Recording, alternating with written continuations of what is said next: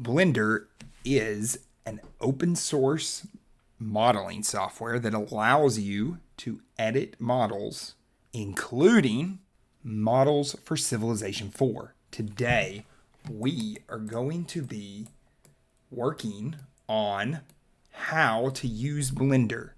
This tutorial is going to be based on Ekmek's Leaderhead guide, which was released almost 15 years ago, but I'm not aware of a video that does it in a more modern version of Blender, or a video at all for that matter. If there is one, please let me know. So huge thanks to Ekmek for this guide. So the first thing you're going to do is start up Blender, download it, get the NIF files, the NIF scripts. I've covered that all in my other video, which I will link both in the description and put one of those little pop-up links that link to the video. The first thing you want to do is get rid of this stuff right here, because this is not what we want in a Civilization Leaderhead. The cube, the camera, and the light. We don't care about any of this. So if you go ahead and hit A, it will select all three items. You can right click and hit delete. That will get rid of them. Then go down to File, scroll down to Defaults, and you'll see Save Startup File. Click that. I'm not going to, because I actually had to reset to factory settings to get those things back, since I've already saved the blank file. But that's what you want to do. Now at this point, what we're going to do is import a NIF file, a NIF file. We're going to be using files from Zara and from Charles de Gaulle. I've put the link to these files in the description, but I'll also put the folders you can find them in the description if you want to go find them yourself. Basically, it's all the files from Zara and the NIF and most of the DDS files from Charles.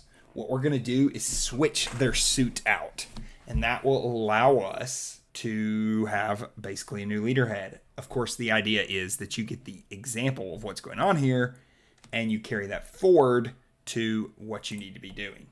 So what we're going to do is hit File, Import, and you should have already installed these from my other video.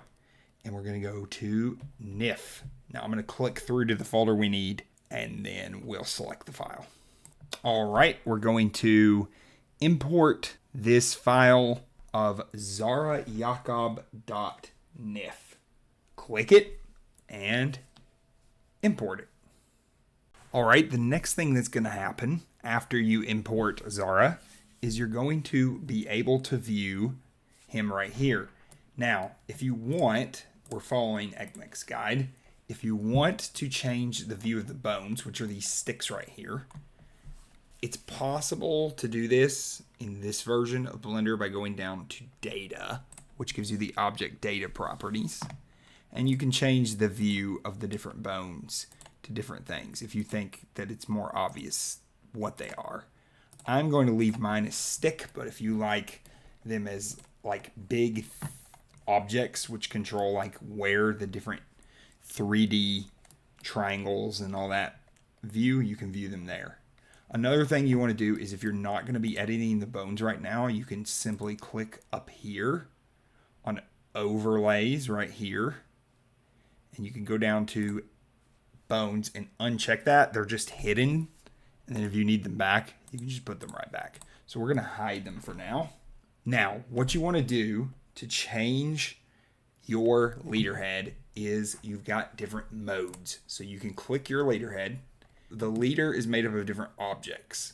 So the vast majority is one thing. And in this file, it's Zara. The eyes are 3D though. The hair, like the beard, is an object. The teeth are usually a separate object. Now, what you want to do is select the main object. So click on the object you want to edit. Change it to edit. And this will pop up all the little vertices and edges and triangles of the Leaderhead you're trying to edit. Once you're in edit mode, if you want to view the model with the textures, what you're going to do is go up here And as long as you copied them into the same folder and they're set up properly, you can click this button, Viewport Shading, up here at the top right, and it will change it so that you can see how the model appears textured in game. When you're editing your model, you might also consider that you might need to see through the model. If you need to do this, up here in this same menu is toggle X-ray. You can also hit Alt-Z on your keyboard. And this makes it so that the model is slightly transparent so that you can see through it if perhaps you need to select a different thing. Now let me explain how selecting different things works. These dots right here, I'm going to turn off X-ray, are vertices. They are the points that make up the 3D model. In between two vertices are these edges right here. They allow you to have lines in between each vertex. And once you've put 3 vertices together and drawn edges, you can have a face, which are these triangles that you see.